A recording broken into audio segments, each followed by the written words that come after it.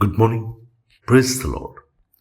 Blessing for nation મિનિસ્ટ્રીથી હું આપનો ભાઈ સેમ ક્રિશ્ચન ઈશ્વર પિતાએ આજે આપણને આપેલા આજના એક નવા સુંદર દિવસે આપને પ્રભુ ઈસુ ખ્રિસ્તના નામમાં પ્રેમી સલામ પાઠવું છું. આજે આપણે ઈશ્વરના અદ્ભુત અને ખાતરીદાયક વચન પર મનન કરીશું. પુનર્નિયમનું પુસ્તક તેનો 33મો અધ્યાય અને તેની 27મી કલમ. ત્યાં પ્રભુનું વચન કહે છે, સનાતન ઈશ્વર તે તારું રહેઠાણ છે. ભલાઓ એનો જો એક સરળ અનુવાદ કરીએ તો સનાતન ઈશ્વર તે તારો આશ્રય છે એ પણ થાય. ઇઝરાયેલીઓ જ્યારે મિસ્રની ગુલામીમાંથી નીકળ્યા ત્યારે તેઓને કનાન જવા માટે પરમેશ્વર એક મહાન દર્શન હેઠળ લઈ ગયા અને તેઓના માટે રસ્તામાં એવી કોઈ જગ્યાઓ નહોતી કે જ્યાં તેઓ એક સારો વિશ્રામ કરી શકે અથવા તો તે લોકો ત્યાં સ્થાયી થઈને રહી શકે. અને પરમેશ્વરની પાસે એક મહાન દર્શન હતું કે તેઓ કનાન દેશની ભૂમિ પર તેઓના ઘરને સ્થાપિત કરશે.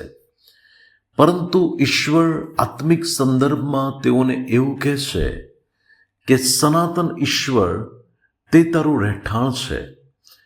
એટલે કે કનાન એ તેઓના માટે સનાતન રહેઠાણ નથી, અથવા કનાનની ભૂમિ તેમના માટે સનાતન આશ્રય નથી, કારણ કે કનાનની ભૂમિ પર પણ અનેક વંશીઓ હતા અને જે 7 પ્રજાઓ કે જેઓને ત્યાંથી હાંકી કાઢીને ત્યાં તેઓએ સ્થાપિત થવું એ પોતાના સામર્થ્ય હેઠળ તેઓને માટે સરળ વાત નહોતી. પરંતુ પ્રભુએ તેમના શત્રુઓને ત્યાંથી હાંકી કાઢ્યા અને ઇઝરાયેલીઓને કનાન દેશની ભૂમિ પર તેઓને પ્રભુએ આશ્રય પૂરો પાડ્યો. પરમેશ્વર તેઓના માટે પોતે એવું રહેઠાણ બન્યા કે જ્યાંથી ઇઝરાયેલી લોકો આશીર્વાદિત થાય.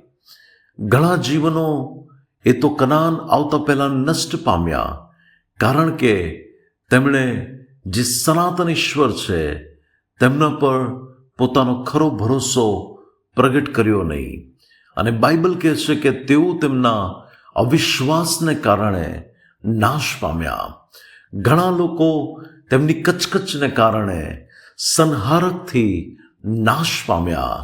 પરંતુ તમે યહોશુઆને જુઓ, કાલેબને જુઓ અને બીજા એવા વ્યક્તિઓ કે જે ઓછી ઉંમરના હતા, એવા વ્યક્તિઓ કે જેમને પરમેશ્વરે કનાન દેશની ભૂમિ પર સ્થાપિત કર્યા.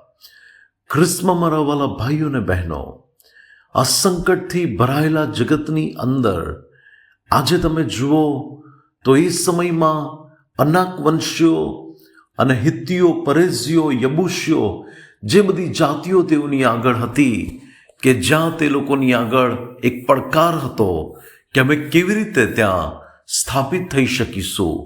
પરંતુ તેઓ જાણતા નહોતા કે સનાતન ઈશ્વર તે તેમનું રહેઠાણ છે કે જ્યાં ત્યાં તેઓના જીવનો સલામત અને સુરક્ષિત રહી શકે છે. ભલાઓ આજના વોલપેપરની અંદર જુઓ તો એક વ્યક્તિ ઈશ્વરના જાણે કે સામર્થ્ય હાથોમાં બહુ નિશ્ચિત થઈને આરામ કરી રહ્યું છે. તો આ જ બાબતનો સંદેશ છે કે આ સંકટથી ભરાયેલા જગતની અંદર મારીને તમારી સલામતી એ પ્રભુના હાથોમાં છે. મારું ને તમારું જે આશ્રય છે એ તો પરમેશ્વર પોતે છે કે જે આપણને વર્તમાનમાં અને ભવિષ્યમાં તમામ વિપત્તિઓથી, તમામ જોખમોથી, તમામ શત્રુઓથી, તમામ હાનિરૂપ બાબતોથી તે આપણને બચાવી રાખશે. અને સનાતન ઈશ્વર એ આપણો આશ્રય બનીને આપણને આગળ પણ નિભાવી રાખશે. શું પ્રભુએ આપણને નથી કહ્યું કે હું તમને મારા ન્યાયના જમણા હાથથી નિભાવી રાખીશ? ભલે શત્રુઓ વાર કરવાનો પ્રયત્ન કરે, ભલે આપણી આગળ પડકારો હોય, ચાહે કોઈ એવી પરિસ્થિતિઓ આપણી સામે હોય, પરંતુ સનાતન ઈશ્વર આપણા આશ્રય બનીને એ બધી પરિસ્થિતિઓમાં આપણને હંમેશા સંભાળશે. તો પ્રભુ આજના વચન દ્વારા આપણને બળ અને હિંમત અને સામર્થ્ય આપે અને આજનો આ દિવસ આપણા માટે આજના માનના દ્વારા આશીર્વાદિત થાય. આવો આપણે પ્રાર્થના કરીએ. સ્વર્ગમાંના અમારા પ્રેમાળ પિતા, અમારા કૃપાળુ અને દયાળુ ઈશ્વર, તમે આપેલા આજના સુંદર દિવસને માટે તમારો આભાર માનીએ છીએ. પિતા પરમેશ્વર, અમે પ્રાર્થના કરીએ છીએ કે તમે અમારો આશ્રય હંમેશા બનીને પ્રભુ તમે અમને સંભાળી રાખજો. કોઈ વિપત્તિ અમારી નજીક ના આવે અને કોઈ અંધકારની તાકાતો અમારા પર જઈ ન પામે એવી કૃપા માંગીએ છીએ. આજનો આ દિવસ અમારા બધાના માટે આશીર્વાદિત થાય. પ્રભુ ઈસુના નામે માંગીએ છીએ. Amen. May God bless you. Have a blessed day. શાલોમ.